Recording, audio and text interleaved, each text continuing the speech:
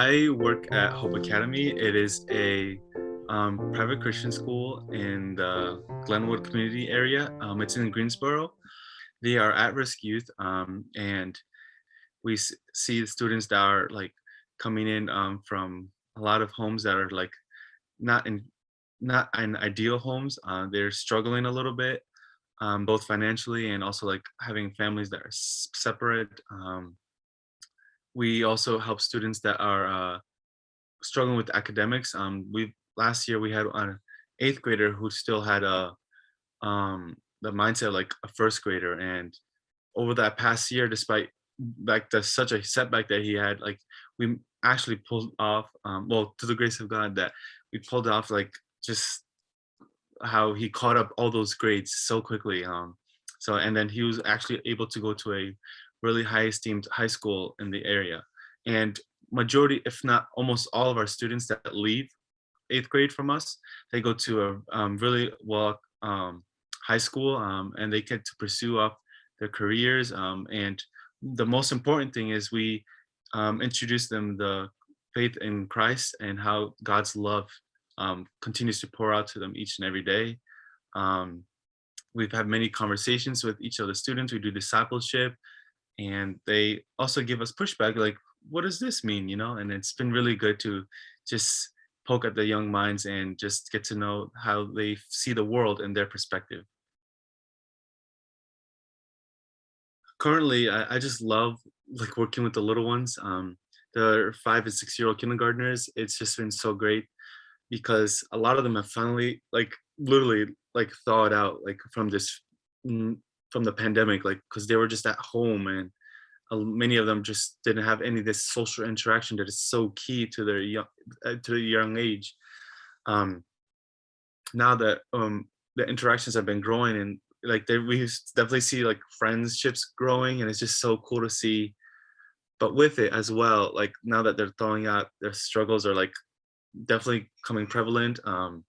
And again, I'd mentioned this earlier that I just love the interactions with my Latino students and others who are just very interested, that just want to learn and just speak Spanish here and there. They'd be like, "Buenos dias, Mr. Mana," and I'm just like, "Buenos dias, so and so."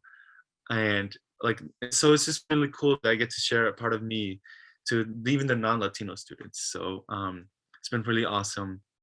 Another thing, I guess, is that in kindergarten, so I we do the Lord's Prayer almost every other day, and of course we do the English, but then the kids were so eager, like they said, "Hey, Mr. Mara, let's do Spanish." I'm like, so I was like, I need to contain myself because I was like, yes, and I was about to like not cry, but I was just like scream and shout for joy with that. But then also Miss Murga, she is Ethiopian, and she's teaching the Lord's Prayer in Amharic, which is the language that she grew up in.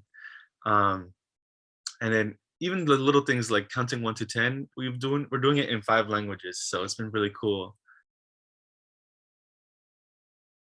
Ever since I was young, like I was like always wanting to help with kids in general, like kids younger than me.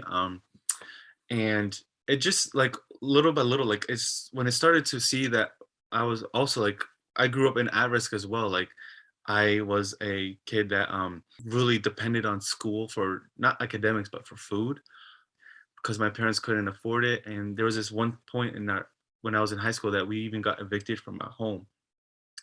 And I was just like I was kind of like, I guess, naive and blissfully ignorant of what was going on, but like my parents were definitely struggling financially. I definitely do see a lot of my younger self them in them.